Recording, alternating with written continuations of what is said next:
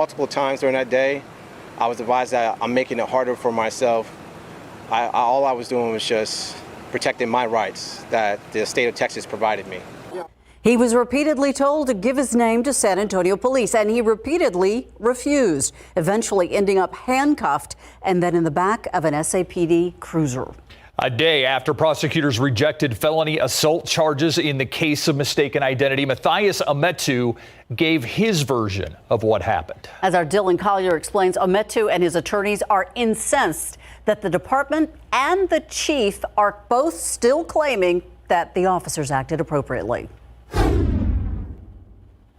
Backed by his civil and criminal attorneys and a growing number of supporters, 33-year-old Matthias Ometu said the San Antonio police officers he encountered along Woodstone Drive last week took away his freedom. I felt like I was trapped, held against my will, and there was no ending to what I felt like I was going through. Police believed Ometu matched the description of a family violence suspect from a nearby call. I'm not giving my name. Ometu, who has no criminal record and was out for a jog, time and again refused to give officers his name, his legal right under Texas law.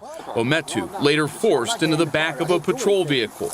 Two officers claiming he kicked them during the struggle. Attorney Artessa House says even if Ometu had given his name, his ordeal wouldn't have ended right then and there. You know, it wouldn't have been over in 2 minutes. Let me tell you what would have happened. He didn't have his ID. He would have provided his name. The police still would have detained him to make sure he was who he was.